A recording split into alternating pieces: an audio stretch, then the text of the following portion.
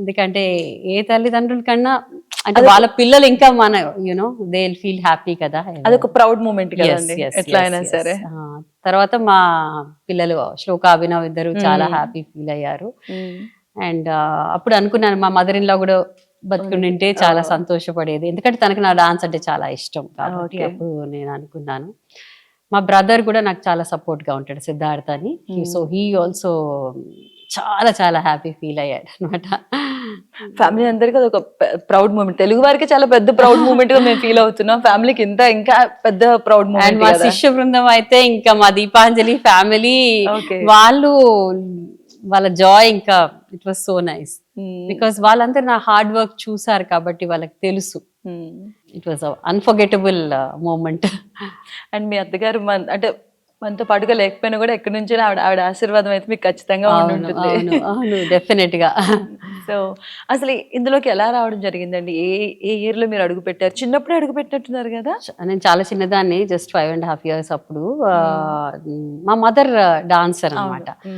అయితే తను భరతనాట్యం చేసేవాళ్ళు. కానీ సో నాకు యాక్చువల్లీ అది చెప్పొచ్చో చెప్పకూడదు కానీ నేను పుట్టినప్పుడు నాకు డెలివరీ చేసిన డాక్టర్ నేను ఐస్ ఓపెన్ చేసిన తర్వాత తను అందంట దీనికి డాన్స్ నేర్పించాలి అని మా మదర్ తో. సో ముందే ప్రిడిక్షన్ చేసేసారు ఆవిడ. నేను మేబీ మా మదర్ డాన్సర్ అనే అలా అన్నారు, నాకు తెలియదు, కానీ అలా చెప్పడం జరిగిందని మా మదర్ చెప్పారు నాకు. తర్వాత మా తాతగారు అండ్ మా అమ్మ కూడా నూకల రామచంద్రారెడ్డి గారు వాళ్ళు కూడా నాకు చాలా జాయిన్ చేశారు నన్ను క్లాస్లో. మా ఫాదర్ మదర్ అందరు వచ్చి జాయిన్ చేశారు. Okay. And me first performance, stage performance ఎలా ఉండింది? ఆ క్షణాలు గుర్తు చేసుకుంటుంటే ఎలా అనిపిస్తుంది? 1976లో నా తొలి ప్రదర్శన, నా రంగ ప్రవేశం రవీంద్ర భారతిలోనే జరిగింది. అండ్ అప్పుడు నాకు అసలు స్టేజ్ ఫియర్, భయము ఏమీ లేదు. సో అందరూ మా పేరెంట్స్ అందరూ ఎలా చేస్తుందో, బట్ ఆ కాన్ఫిడెన్స్ నాకు, ఐ వాజ్ వెరీ కాన్ఫిడెంట్ అనమాట. అండ్ ఆ రోజులలో పాట్ చెంబులో నీళ్లు పెట్టుకొని తల మీద బ్యాలెన్స్ చేసి అండ్ ప్లేట్ మీద డాన్స్ చేసేవాళ్ళం. సో మా పేరెంట్స్ అయ్యో అది పడిపోతుందేమో అట్లా భయపడేవాళ్ళు. నాకు అసలు ఐ వాజ్ వెరీ కాన్ఫిడెంట్, నాకు అసలు భయమే లేదు, నేను చేసేస్తానమ్మా అని చెప్పేదాన్ని, ఎందుకు మీరు భయపడుతున్నారు అని.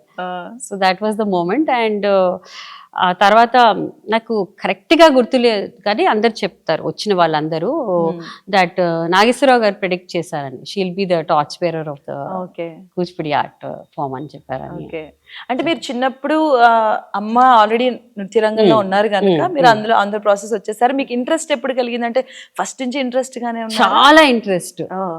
ఏదన్నా నేను ఈవెన్ బర్త్డే పార్టీ బంక్ చేస్తాను కానీ డాన్స్ క్లాస్ బంక్ చేయను చిన్నప్పటి నుంచి, అంత ఇంట్రెస్ట్. అండ్ ఆ ఇంట్రెస్ట్ ఎప్పుడు తగ్గలేదు. మా ఫ్రెండ్స్ అయితే మరి కాలేజ్లో ఉన్నప్పుడు ఇంటర్మీడియట్ ఆ టైంలో అందరూ సినిమాలకి దీనికి దానికి వెళ్ళేటప్పుడు వాళ్ళని ఏదో నయ్యాయి ఏ పాగల్ హమేషా డాన్స్ క్లాస్ మీరు అయితే ఇట్లా కూడా వెరీ ఫోకస్డ్, చాలా చాలా చాలా ఎప్పుడు అలా. అది ఇంతవరకు తీసుకొచ్చింది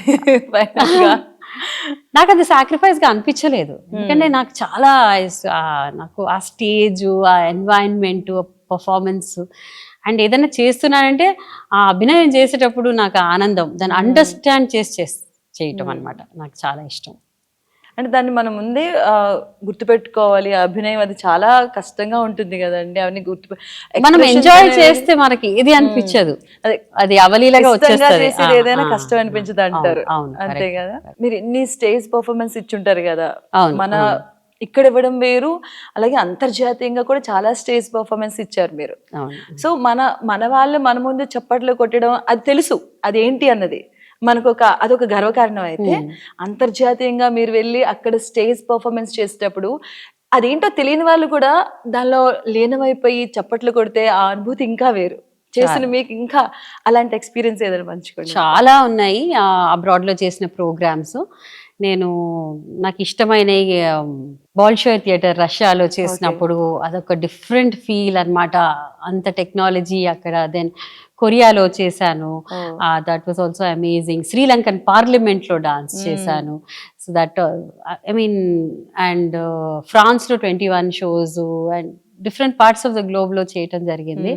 2017లో మళ్ళీ second time I went to ఇక్కడికి అనమాట, Turkey.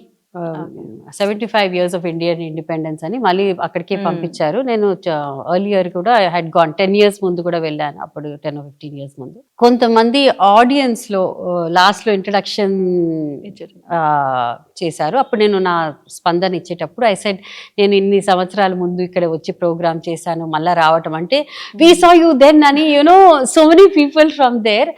And some old age home లో వర్క్ చేసే కొంతమంది సర్వీస్ చేసే వాళ్ళు కూడా, including nuns, raise they hand and said you came and perform for us for all the old people అని చెప్పి అలా చెప్పారు అనమాట. సో అలాంటి అనుభూతులు చాలా ఉన్నాయి.